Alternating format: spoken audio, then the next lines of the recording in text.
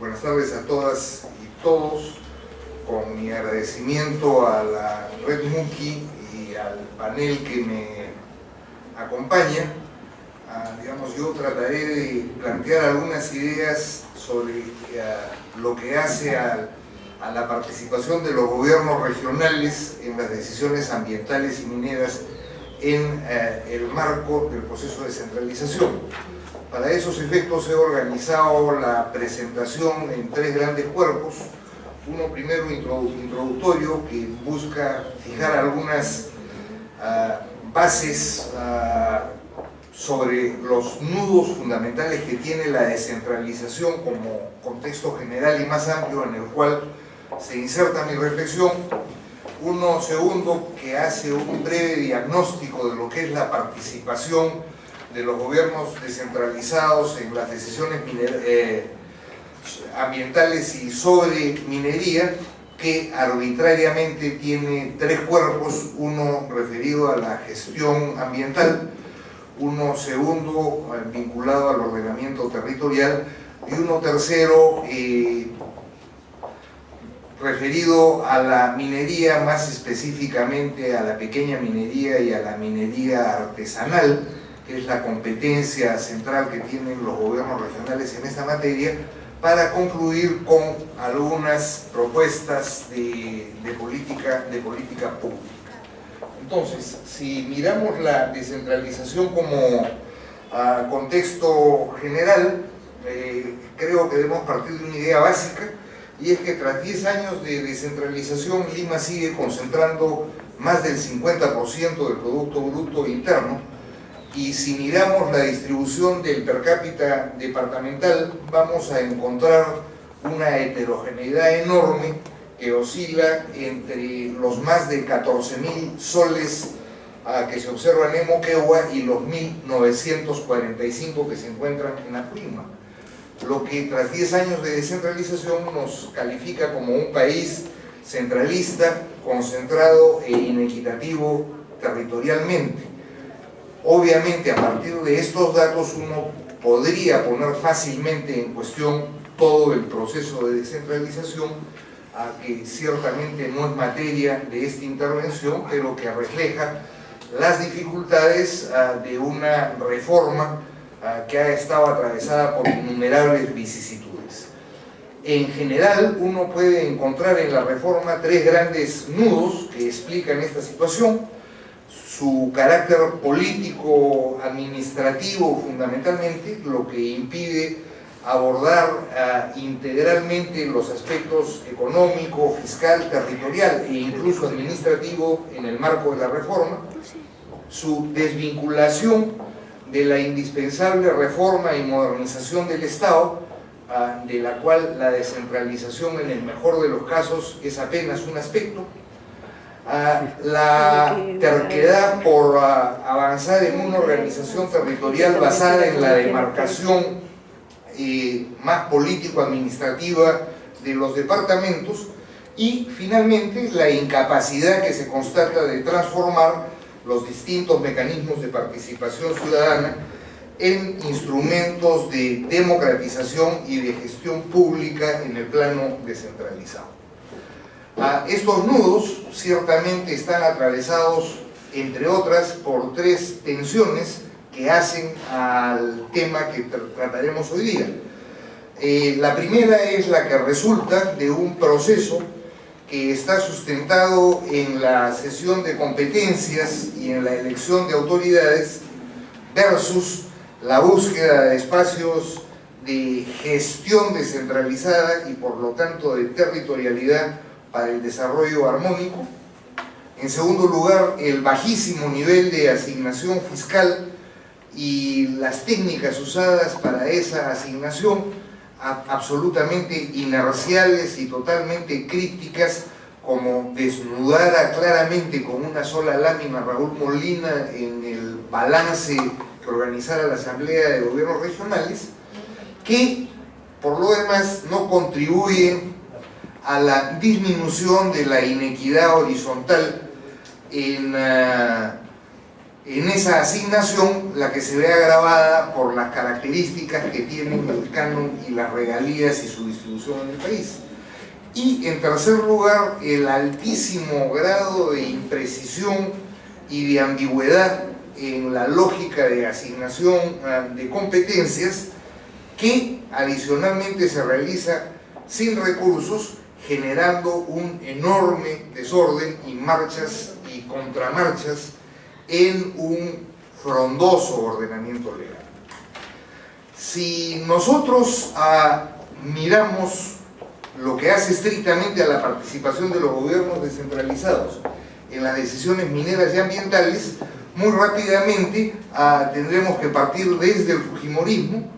en donde la inversión privada es el actor central del crecimiento, el Estado asume un rol subsidiario, se privilegia el sector extractivo y en particular el sector minero y el sector de hidrocarburos, el Estado renuncia al planeamiento, desaparece el Instituto Nacional de Planificación, y en defensa del MEF diré que al MEF le cae de regalo, que lo acepta gustoso, el poquísimo planeamiento que existe en el país, en un ciclo que estuvo fuertemente marcado por el desinterés ambiental. Toledo tiene el mérito de la reforma descentralista, define en estas materias competencias para los gobiernos regionales y los gobiernos locales y hace un énfasis en ordenamiento territorial, en zonificación ecológica y económica y en gestión ambiental, pero simultáneamente deja de lado el tema de la reforma del Estado, que era una de las cuestiones centrales que debió abordar su gobierno. La gestión de García, por su parte, está marcada por el bloqueo de la reforma descentralista, y los hitos más importantes son la creación del Centro de Planeamiento, con competencias absolutamente recortadas y con recursos totalmente limitados, y la creación del Ministerio del Ambiente con recursos bastante limitados para las tareas que se le señalaban. A lo largo de todo este tiempo, el Ministerio de Energía y Minas concentra cuanta función exista de cara a la minería, promueve las inversiones, entrega las concesiones, aprueba los estudios de impacto ambiental y hace la fiscalización ambiental. Recién, el 2010,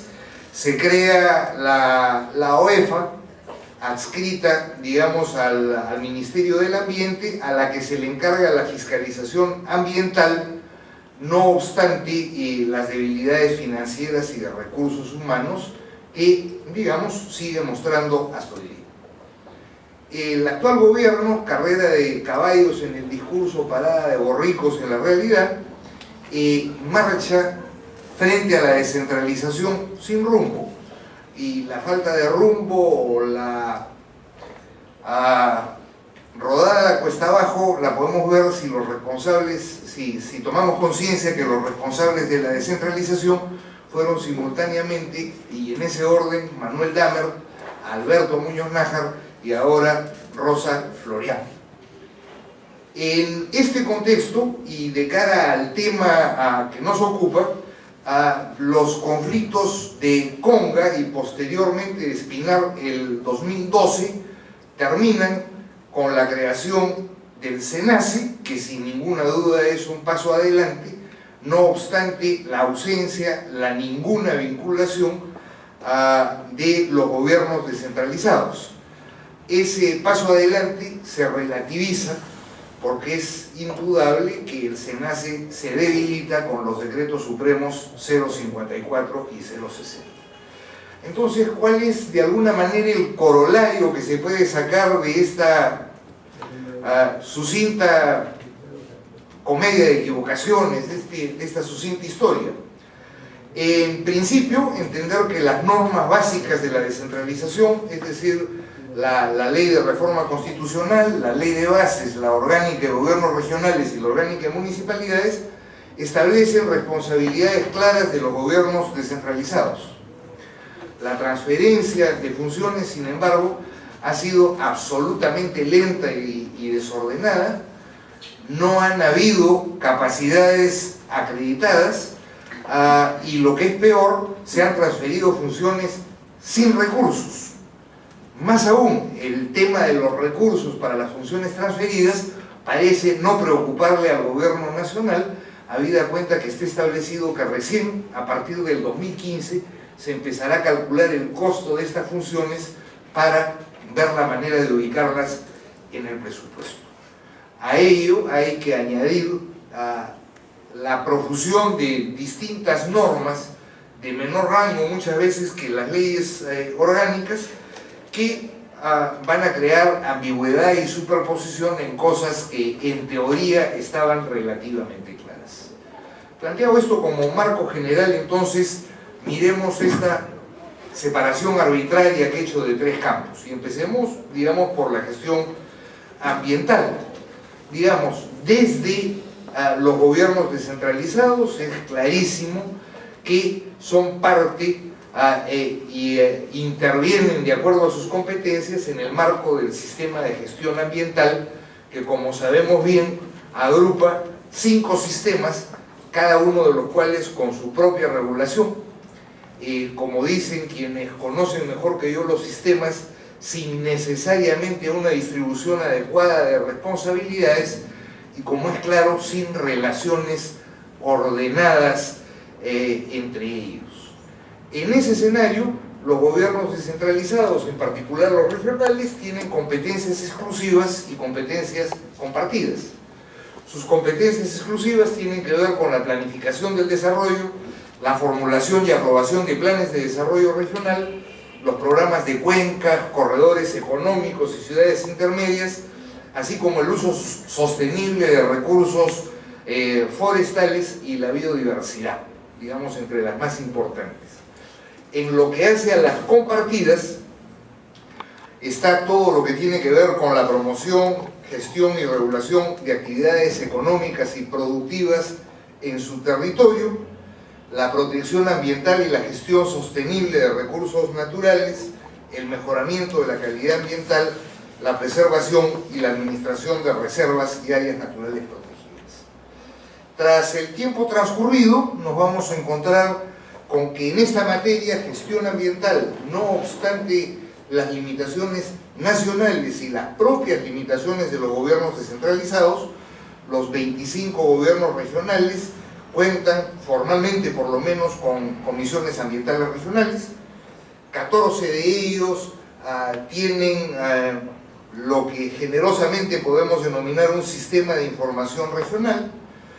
Se les han transferido las competencias a todos los gobiernos regionales, a excepción de Lima Metropolitana, y 21 de ellos ya las tenían desde algún momento del 2009. Y en este proceso hay un grupo de gobiernos regionales, 9 en distinta situación a este momento, que han optado, siguiendo de alguna manera el ejemplo inicial de Arequipa y de San Martín,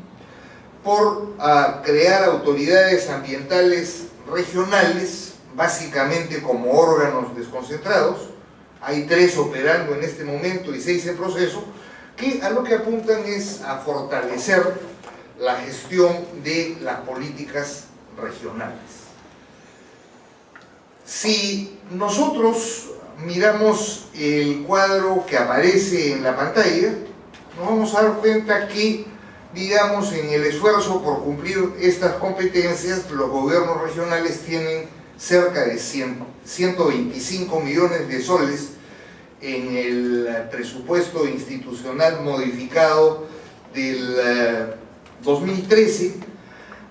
destacando claramente el caso de Cusco y en menor medida el caso de Huancavelica, lo que habla de la cantidad, digamos, de programas que tienen que ver con gestión de cuencas, corredores económicos y en muchos casos calidad ambiental, que tratan de llevar adelante en el marco de su actuación en los sistemas que hacen parte del sistema de gestión ambiental. En una mirada muy rápida y observando el asunto desde las regiones, uno puede señalar 3 grandes limitaciones, digamos. La primera tiene que ver con las que tienen en materia de recursos humanos y de capacidades de esos recursos humanos. No es el caso más dramático en relación al conjunto de competencias que tienen los gobiernos descentralizados, tampoco es un caso particularmente virtuoso. En segundo lugar, lo que sí es dramático para varios de estos casos es que todos los gobiernos regionales en estas competencias, como en general en todas, tienen marcadamente recursos insuficientes para el gasto corriente. Y en materia de gestión ambiental, y dada la lógica de mantenimiento de un conjunto de iniciativas, en algunos gobiernos regionales este dato no es menor. Finalmente, la multiplicación de instrumentos normativos y de información que no dialogan. Si uno mira, por ejemplo, el gobierno regional de Amazonas, se va a encontrar con no menos de 40 de estos instrumentos. Y si uno los mira con detalle, va a mirar que varios de ellos son contradictorios. De alguna manera es un problema que es reproducción en la escala descentralizada de un problema mayor que tenemos como país y que está presente en el gobierno nacional. Así las cosas en materia de gestión ambiental, entonces, pienso que hay 4 problemas centrales. Uno primero que tiene que ver con la desarticulación y el centralismo relativo del sistema ambiental peruano, aceptando que es un sistema nuevo y en permanente construcción y ajuste. La ausencia en el SENACE y la absoluta desvinculación de todo lo que hace a los estudios de impacto ambiental, que digamos como tendencia tienen los gobiernos descentralizados, la falta de coordinación vertical y horizontal y la falta de articulación intergubernamental, y la debilidad de los planes de desarrollo concertado en su relación con los propios instrumentos ambientales con los que ya cuentan los gobiernos regionales. En lo que hace al ordenamiento territorial, entonces, segundo campo, digamos, a diferencia del primero, es un campo con una historia más larga y más vieja, y por lo tanto con una normativa más variada y de alguna manera también más desordenada, que en sentido estricto empieza, digamos, el año 97 con la Ley Orgánica para el Aprovechamiento Sostenible de Recursos Naturales, que establece normativamente la zonificación ecológica y económica. El 2001 se crea la Comisión Nacional para el Ordenamiento Territorial. El 2002 y el 2003 se aprueban las orgánicas de gobiernos regionales y de municipalidades. El 2004, desde el CONAM, se reglamenta la zonificación ecológica y económica y se da la Ley del Sistema Nacional de Gestión Ambiental. El 2005, la Ley General del Ambiente, la aprobación del primer Plan Operativo Bianual para la zonificación ecológica y económica desde el CONAM. Ese mismo año, los lineamientos para la política de ordenamiento territorial. El 2006 se define, mediante una directiva, la metodología para la zonificación ecológica y económica. El 2008, el MINAM aparece como el rector del ordenamiento territorial, y el 2009 se aprueba la Política Nacional Ambiental, por hablar de las normas mayores.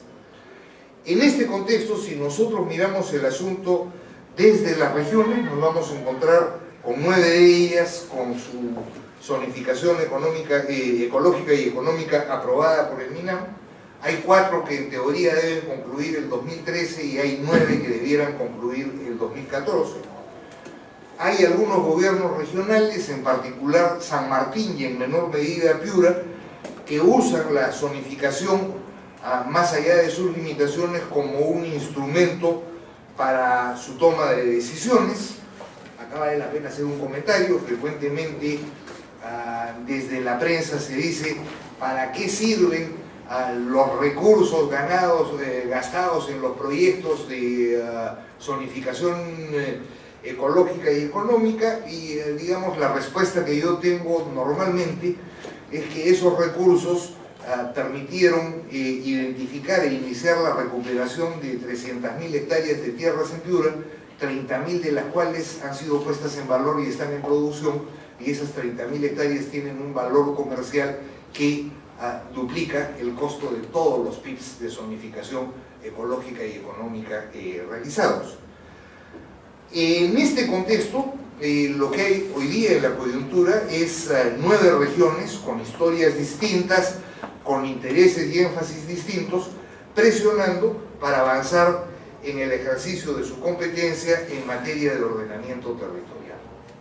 Ahora, ¿qué es lo que encontramos en el gobierno nacional? Vamos a encontrar, en principio, a un Ministerio del Ambiente que no llegó a presentar la Ley de Ordenamiento Territorial anunciada por el Presidente de la República en 2012, que ha propuesto, con razones fundadas, nuevos instrumentos antes de llegar al ordenamiento territorial este año, que no tiene todavía una instancia de coordinación intergubernamental y que opera mediante relaciones bilaterales, es decir, caso por caso, que registró el importante avance del SENACE, no obstante la resistencia de sectores del gobierno, y que ha visto, a partir de esa resistencia, el SENACE debilitado. Un ejecutivo que no tiene una posición única frente al tema del ordenamiento territorial, en donde el Ministerio de Energía y Minas insiste en mantener el control de los estudios de impacto ambiental y en general su rol preponderante en la minería, en donde el CEPLAN aspira a conducir el ordenamiento territorial a pesar de sus evidentes debilidades y limitaciones presupuestales, de recursos humanos e incluso de enfoque, además de una resistencia de distinta intensidad y en distinta coyuntura de los sectores al papel rector que debiera tener y que esté establecido por norma el MINAM. Digamos, un ejemplo claro es el de la Autoridad Nacional del Agua. El acuerdo nacional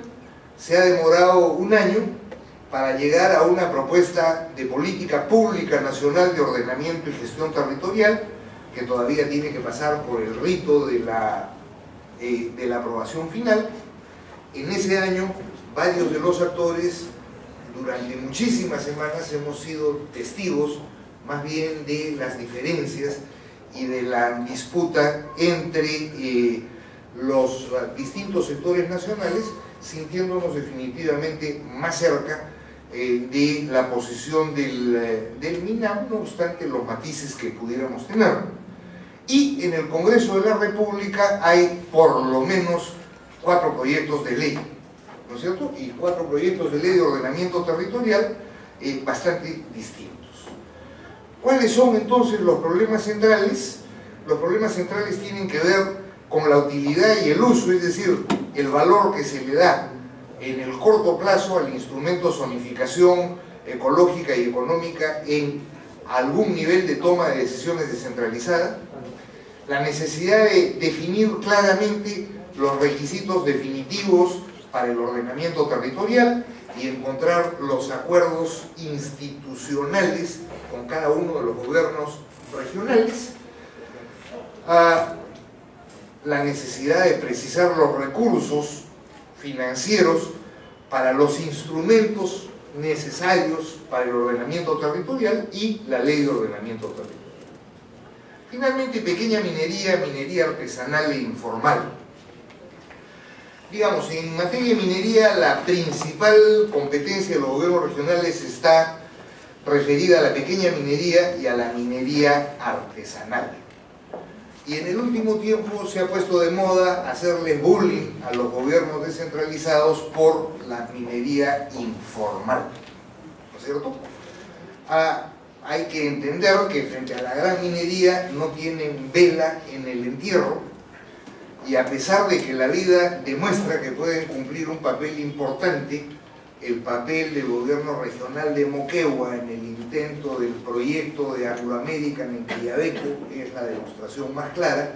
En general, digamos, se enteran a posteriori de lo que son decisiones del nivel nacional. En cualquier caso, es clarísimo que el tema Pardo es el que tiene que ver con la entrega de las concesiones mineras. Ingemet ha sido hasta el año 2009 la encargada de entregar las concesiones. Ese año le transfiere las competencias a los gobiernos regionales, que sin embargo las empiezan a otorgar, de acuerdo a los registros que he podido mirar, recién a partir del 2012. Y los primeros gobiernos regionales en hacerlo son los de Tacna y Moquegua. Ahora, es clarísimo que, digamos, en este recuento estamos frente al drama de las concesiones. Si nosotros nos restringimos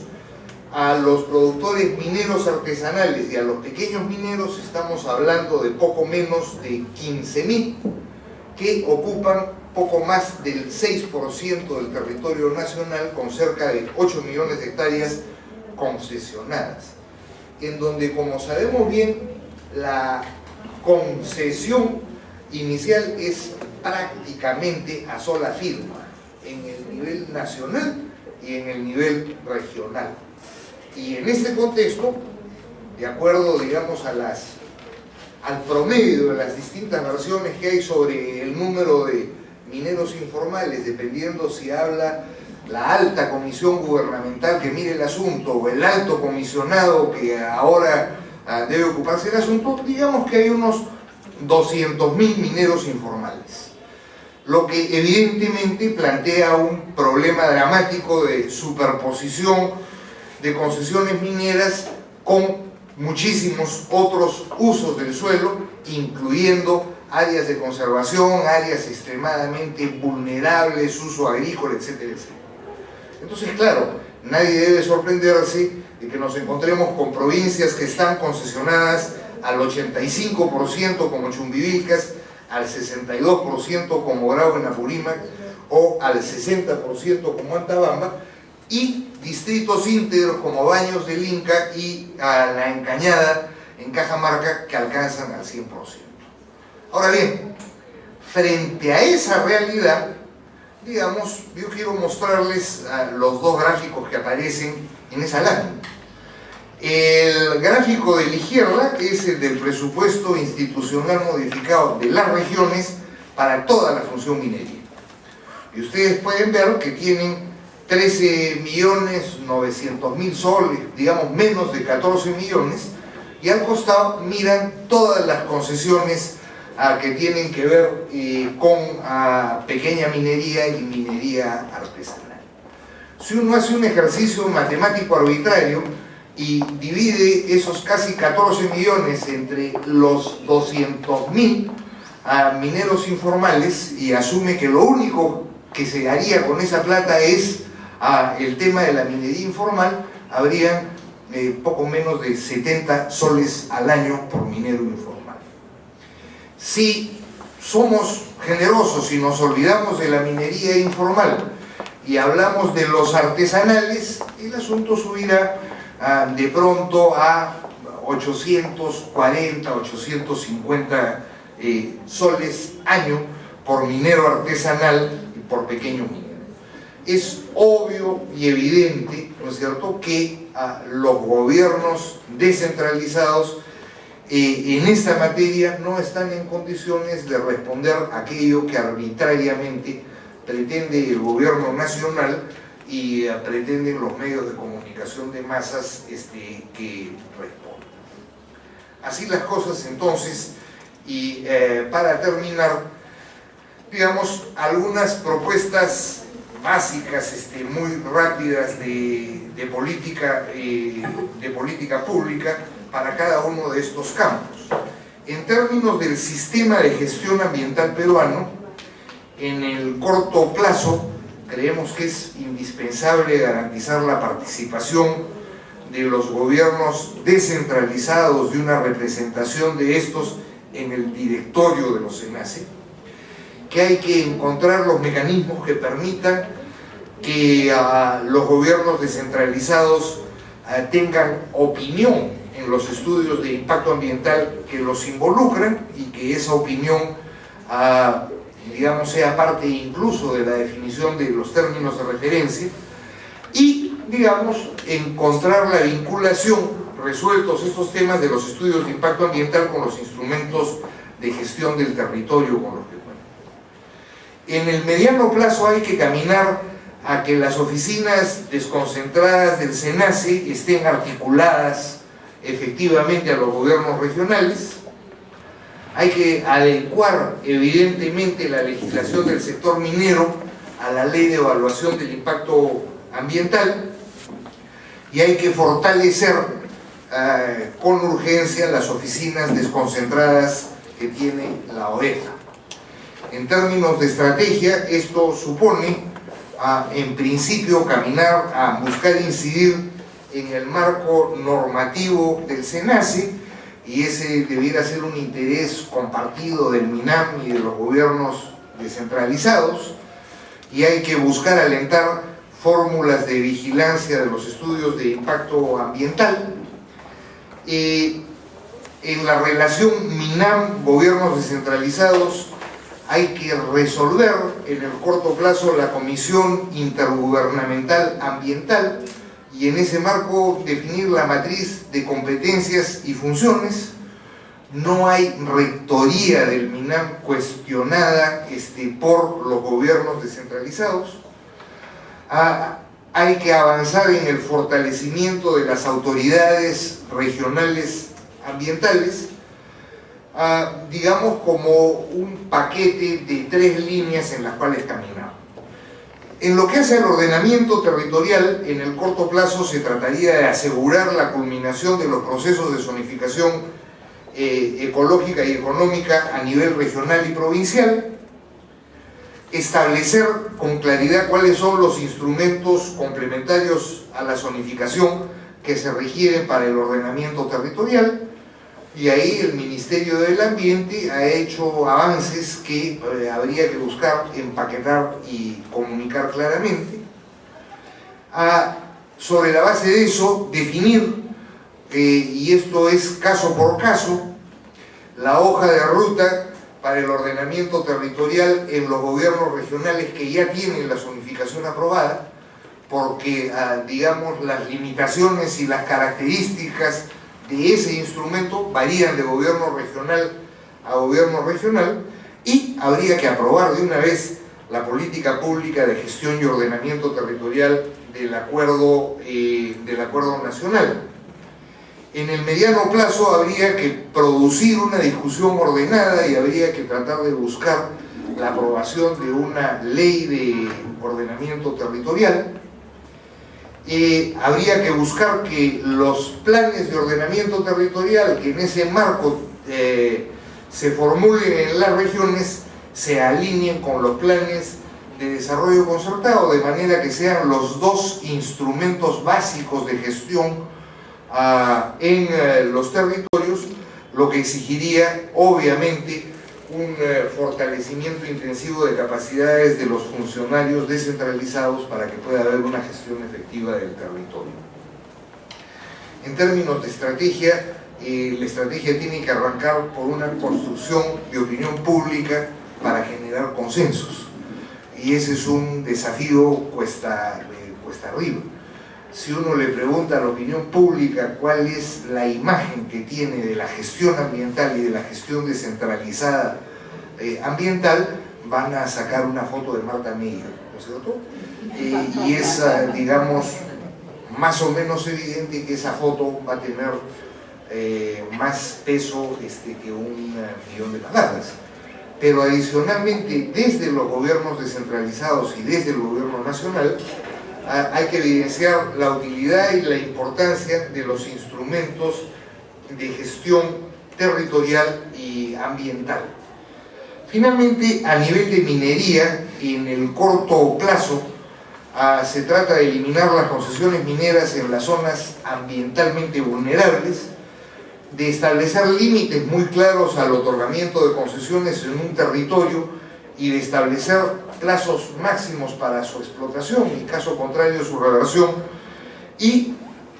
fortalecer recursos y capacidades técnicas de los gobiernos descentralizados para que más adelante puedan cumplir esta función. En el mediano plazo es más o menos claro que las concesiones tienen que pasar de alguna manera, tienen que tener como referencia la zonificación ecológica y económica, los otros instrumentos de ordenamiento territorial y más tarde los planes de ordenamiento territorial. No encontramos razón para que no se prohíban las condiciones en territorios que son ambientalmente vulnerables e incluso avanzar a la erradicación de la minería en las zonas ambientalmente vulnerables, en las áreas protegidas, en las zonas de amortiguamiento, en las nacientes de agua y en aquellos ecosistemas definidos como frágiles.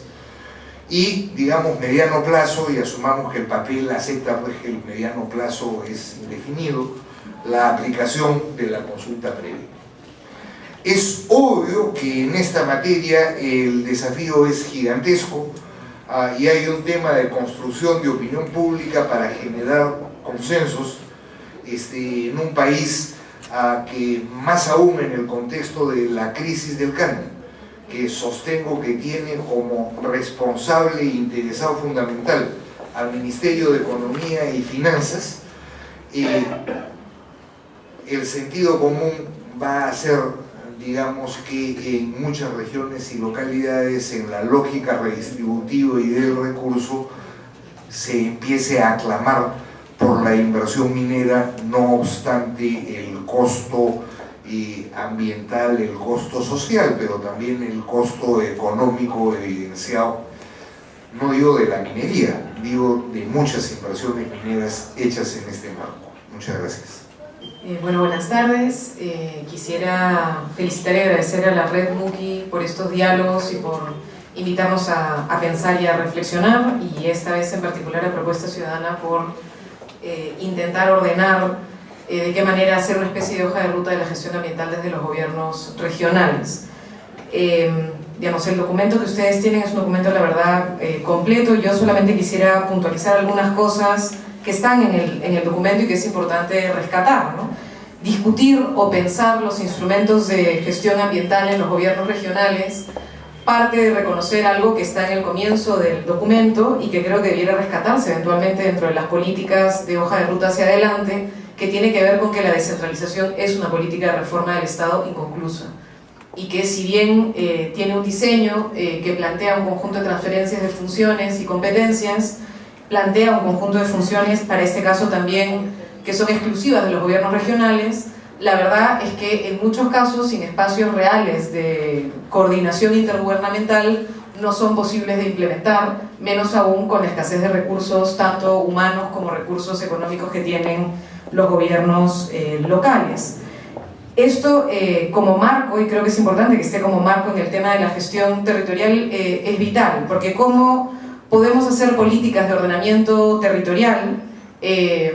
en un gobierno regional que tiene una competencia para planificar el desarrollo, por ejemplo, de su territorio, que se supone es una competencia exclusiva, o que tiene competencias para definición de corredores económicos como competencia exclusiva, si no puede definir qué cosa de actividad económica se hace o no se hace en su territorio. Ejemplo, Las Bambas Espinar. Se está constituyendo un corredor minero entre Las Bambas, la futura explotación de Las Bambas, y Espinar y el mineroducto. Ese es un corredor económico. La participación de los gobiernos regionales de Apurímac y de Cusco para esta definición ha sido prácticamente nula. Y si hablamos de la participación de los gobiernos locales, pasando por Chumbivilcas, por ejemplo, por donde va a pasar el mineroducto, también ha sido nula. Entonces, las competencias son, comillas, exclusivas, declarativamente en algunos casos, pero la posibilidad real de los gobiernos locales de intervenir o de participar en la planificación del desarrollo de sus territorios no llega a ser real si es que no tienen posibilidad de discusiones de fondo. Como ordenamiento territorial, como se dice también en el documento de manera clara, el problema pasa incluso desde la misma dirección nacional, es decir, el CEPLAN se supone es el centro de planificación del ordenamiento y del desarrollo de todo el país. Al mismo tiempo tenemos el Ministerio del Ambiente, que debe plantear una política nacional de gestión ambiental, y al mismo tiempo tenemos a un actor clave que es el Ministerio de Energía y Minas, que más allá de que no discuta formalmente ser el rector del ordenamiento, termina siendo quien define realmente qué se hace y dónde se hace. Y por eso creo que el punto, digamos, que se plantea en la parte final del documento sobre las concesiones mineras y el rol que tuvo Ingemet y que hoy tienen realmente desde el 2012, como dice Eduardo en el documento, algunas regiones de entrega de concesiones mineras, es parte de la clave de la discusión que se tiene que hacer en orden del tema de planificación y uso de recursos en el territorio. Frente a la hoja de ruta yo sugeriría, creo, no solamente revisar las concesiones mineras, sino debería haber una moratoria de concesión minera que nos permitiera primero hacer ordenamiento territorial, es decir, primero ponernos de acuerdo sobre qué cosa se hace, dónde se hace,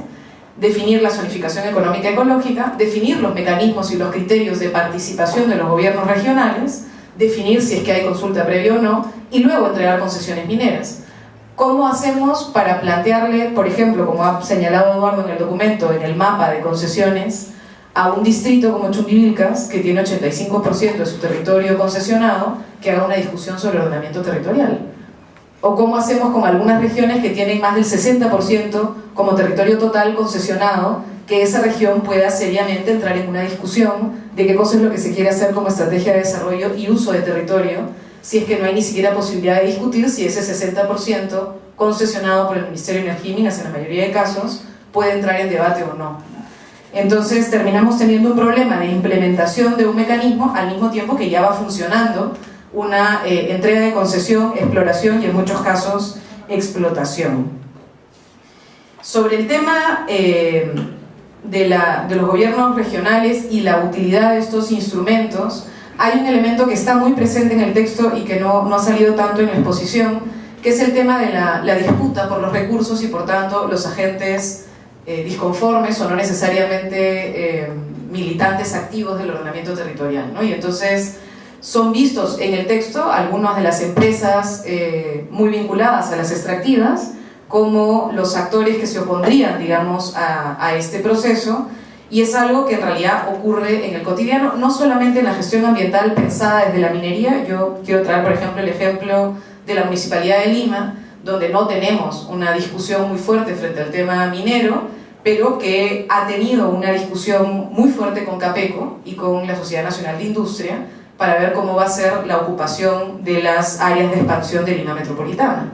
Se ha hecho un proceso de zonificación económica y ecológica. Estamos en proceso en la Municipalidad de Lima de definición del nuevo plan de ordenamiento y el plan urbano de Lima, y ahí la participación y la manera finalmente en que los actores económicos terminan definiendo, por ejemplo, cambios de zonificación, usos de suelo. El valle de, comillas, Chillón es un valle que hoy no existe. Quienes hayan ido a la zona de Lima Norte, acá está Rodolfo Alba, no me va a dejar mentir, Alternativas son de los primeros que han saltado inmediatamente a anunciar que ese valle, por más que figure en un papel, en la realidad no está. Está lotizado, está urbanizado, está ahí en un proceso de crecimiento.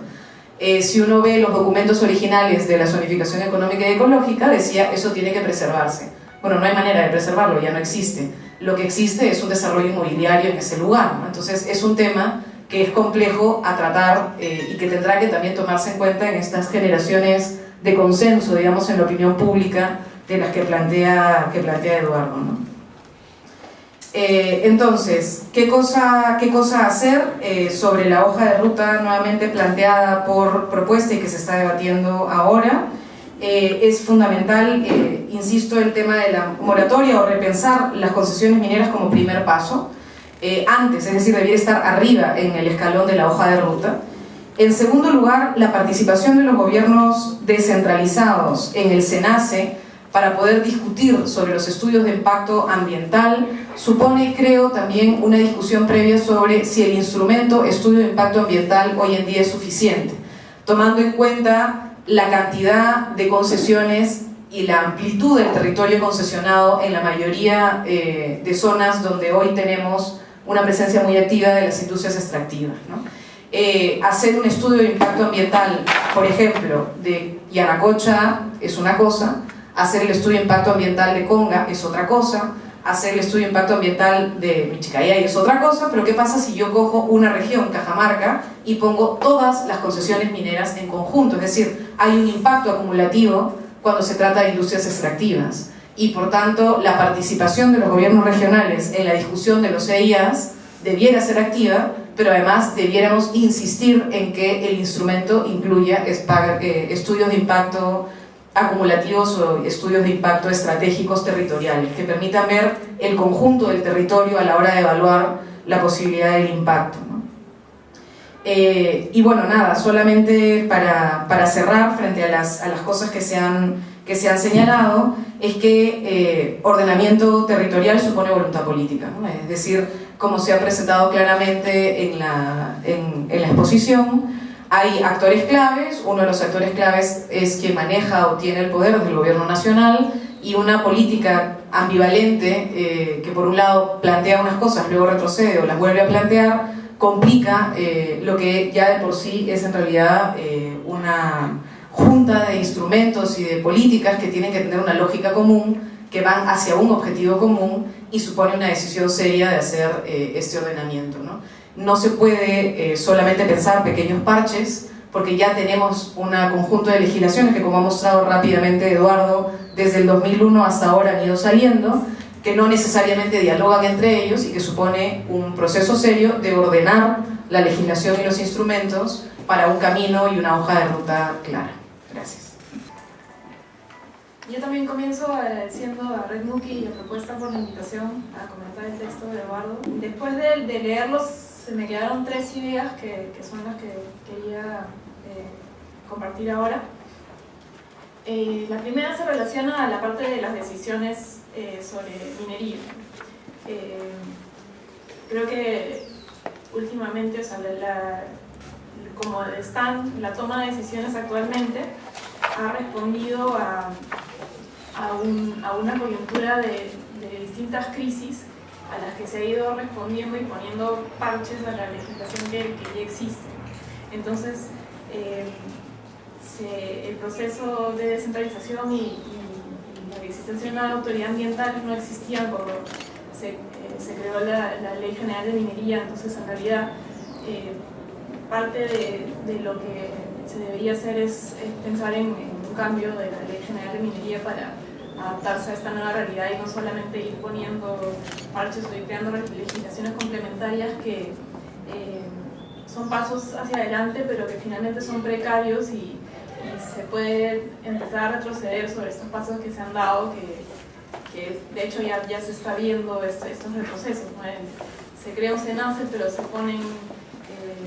obstáculos para que, en ciertos casos donde son proyectos de interés nacional, en realidad el Ministerio de Energía y Minas se mantiene la responsabilidad ahí de aprobar el estudio de impacto ambiental. Entonces, en realidad se necesita un cambio que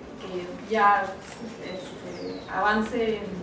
crear una nueva gobernanza, un nuevo marco institucional de toma de decisiones en la parte minera, ¿no? Y ahí es que se va a incorporar la participación, las responsabilidades de los gobiernos regionales y locales en este nuevo contexto, ¿no? Y incluido también la parte de las concesiones, que yo estoy de acuerdo que es un tema clave en un nuevo marco institucional de toma de decisiones sobre minería. La segunda idea era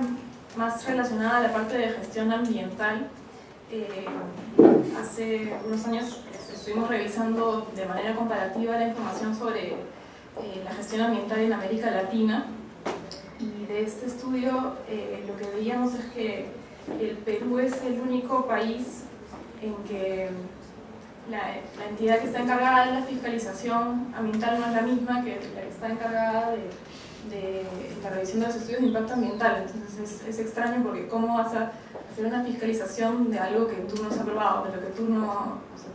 eres el especialista en ese tema? Entonces ahí también habría un punto que ver en la hoja de ruta del SENACE o el Ministerio de Economía y Finanzas, que no sea que lo apruebe, y la OEF, de tratar de ver esas competencias. Otro tema que veíamos en general en América Latina es este desorden de las competencias sobre la gestión ambiental. En todos los países se ve que las competencias compartidas, y eso es hay muchas entidades y es muy desordenado y las competencias hay superposiciones, ¿no? Que es lo que pasa acá también, y esas superposiciones generan problemas porque finalmente nadie se hace responsable, ¿no? Que es lo que pasa en el Perú, ¿no? Y algunos ejemplos que tenía era que, por ejemplo, en el caso de que haya una contaminación a un río navegable, se puede entender que esta responsabilidad de fiscalizar esto está a cargo de la OEFA, pero también de la ANA, y también incluso de la DICAPI, que es la Dirección de Capitanías, y también de la Dirección General de Salud. Entonces ahí es todo un desorden y finalmente pues, todos pueden decir, no, en realidad esa no es mi chica, ¿no? Y algo interesante que vimos es el caso colombiano, que tiene una figura que se llama Corporaciones Autónomas Regionales de Desarrollo Sostenible. Esas son como las autoridades ambientales regionales, y lo interesante de esta figura es que el ámbito de la jurisdicción de estas corporaciones autónomas regionales de desarrollo sostenible es que agrupan distintos territorios y de acuerdo a distintos criterios como la unidad geopolítica, biográfica, o sea, tratan de agrupar territorios y así ordenar cómo es que hacen sus políticas en gestión ambiental. Entonces esto creo que podría ser una idea interesante para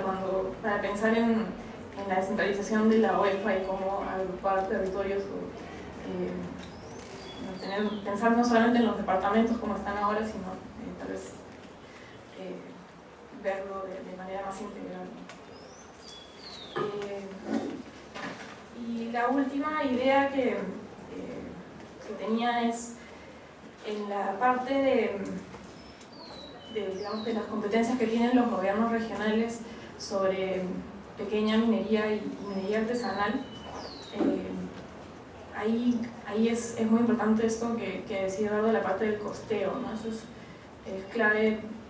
costear esas responsabilidades y crear el presupuesto para ellos, sino de qué estamos hablando. Y también, bueno, en la parte de minería informal es difícil decir que o sea, de todas maneras los gobiernos regionales y locales tienen que tener un rol ahí, pero no pueden tener toda la responsabilidad porque es un tema muy grande y complicado, y el gobierno nacional no creo que tampoco tenga no creo que ellos puedan resolver el tema y tampoco se lo van a pasar hacia abajo a los gobiernos regionales y locales, pero si es que les dan alguna competencia en este tema, también costear esa responsabilidad y darles el presupuesto necesario. Y en la parte sobre, digamos, si es que se permite que los gobiernos regionales y locales participen en la parte en las decisiones sobre los estudios de impacto ambiental y sobre las concesiones, ahí hay que determinar bien cómo es que van a participar, ¿no? O sea, va a ser solamente darles la información, va a ser una consulta, va a ser concertación, o va a ser una gestión compartida o una decisión compartida, ¿no? Hay que decir bien cuál va a ser su rol. Eso sería nuestra estimada. Buenas tardes con todos y con todas. Agradecer a la Red MUCI por esta invitación. Les alcanzo el saludo de Wilson Ibáñez, alcalde de la provincia de Huancabamba y presidente de la Red MUCI. Agradecer por la invitación y felicitar a Eduardo, porque es un documento de análisis propositivo bien interesante. Había echado una mirada a las tres partes que tiene el documento, como ya lo mencionaba Eduardo, el tema de la descentralización. Mencionado aquí es un retroceso desde el impulso que se le venía dando desde el presidente Toledo. No hay la fuerza y no hay el ente que tenga capacidades para hacerlo si se quiere. Lo estamos viendo los gobiernos descentralizados en este proceso que se está dando. Entonces es importante para nosotros mencionar que en cuanto a la planificación, que claro, como ya lo mencionaba también en el documento y en la propuesta de Eduardo, el intento de contar con un CEPLAN del gobierno de García, sin la fuerza también, sin las capacidades, no da mucho, porque el MEP sigue concentrando también su rol planificador. Nosotros que participamos en el Consejo Intergubernamental de Educación, por ejemplo, lo vimos como el MEP está por encima de todo en cuanto a asignar recursos, el rol planificador de un ministerio como Educación. Creo que y en todos los sectores esto se está dando. Para centrarnos ya en el tema de la participación de los gobiernos subnacionales, en el caso de gobiernos locales, en el tema de la gestión ambiental, después de que se da la Ley Orgánica de Municipalidades en 2003, el primer problema que tuvieron que corregir es que la planificación, bueno, le quitaron la competencia a los gobiernos locales cuando se tenía que planificar el desarrollo concertado de este territorio. Había la competencia de las áreas de conservación y protección. Los gobiernos locales hicieron uso de esta norma y le quitaron inmediatamente a los gobiernos locales esta competencia, ¿no? Entonces, para nosotros, que si no se logra trabajar en un territorio de manera articulada en las comunidades campesinas, yo creo que es importante, en las comunidades campesinas con las mancomunidades municipales, es importante resaltar el tema de las mancomunidades municipales, porque estamos hablando de un territorio, de una determinada subcuenca o microcuenca. Y aquí está claro ya, pues, el documento de Eduardo lo señala que el territorio está concesionado. O sea, el problema viene de atrás y creo municipios, como mencionaba aquí, como Chumbivilcas, tiene hasta su plaza de armas concesionada. O sea, ahí ya no hay nada que discutir, y este documento, pero esta propuesta, pues desde antes de 2009, como señala la propuesta, se está dando desde antes que se le entregue el rol de concesionar a los gobiernos regionales. Entonces, ¿qué proponemos nosotros? En tanto la participación ciudadana de actores claves podrían intervenir en el rol planificador. Yo creo que primero habría que ver que la Ley Orgánica del Poder Ejecutivo no se está cumpliendo en diferentes sectores. O sea, el Ministerio de Energía y Minas debería ya convocar a este Consejo Intergubernamental dentro del Ministerio. Y creo que ese punto de partida para lo que ya señalaba Eduardo aquí, en tanto los demás niveles de gobierno participan en ese ACE y en todos los espacios donde es posible que se llegue a un acuerdo de nivel de gobierno. A partir de ahí, en el territorio de las mancomunidades campesinas, Remurpe trabajó con actores claves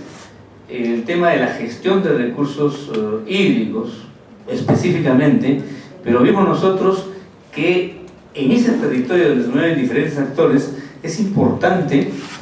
que se tiene que hacer cambios a la normatividad, también dice aquí, porque el tema de recursos, la ley de recursos hídricos, que en un momento dado para nosotros y creo varios sectores debería estar en el Ministerio del Ambiente, pues ya no es así. Entonces tendríamos que buscar que en este territorio donde pueden juntarse provincias o distritos de distintas provincias en una subcuenca, podrían planificar el territorio y que pueden involucrarse en la zonificación económica y ecológica, y que al mismo tiempo creo que en la ley de ordenamiento territorial debería tomarse en cuenta este espacio territorial para el tema de la planificación y uso del territorio. Es clave resaltar para nosotros que ya existiendo un decreto supremo, el 090, para mencionar que en el Perú existen 1.303 municipios rurales, y es ahí donde deben haber competencias diferenciadas ahora que hay la oportunidad en el debate que se puede abrir en la Comisión de Descentralización y Gobiernos Locales, creo que hay modificación, hay posibilidades de modificar la ley orgánica de municipalidades, y creo que se va a generar un debate también para modificar la ley orgánica de gobiernos regionales, en donde podríamos recoger las propuestas de estos diálogos que se están dando ahora y poder canalizarlas. Ya hemos tenido un acercamiento como gobiernos descentralizados con la comisión, y entonces se generaría un debate para incorporar las propuestas que ahora se den, que se estén generando en estos diálogos o en la plataforma que existe para ver lo del ordenamiento territorial, y que tanto REMURPE como la ANGR y AMPE podríamos sostener y sustentar en estas reuniones con la Comisión de Descentralización de Gobiernos Locales. Yo quiero terminar diciendo que es importante fortalecer esta alianza que más que todo este año se ha podido ir cuajando, aún con una agenda todavía no muy clara, me refiero a la plataforma de gobiernos descentralizados, y que ya hemos puesto documentos más o menos unificados para el tema de la descentralización en el país. Los análisis coyunturales que se están dando obligan a que una respuesta de los gobiernos descentralizados sea precisa, sea clara. Entonces yo me agrada que estos diálogos que se están impartiendo y además difundiendo en las regiones podría canalizarse a través de esta plataforma y hacer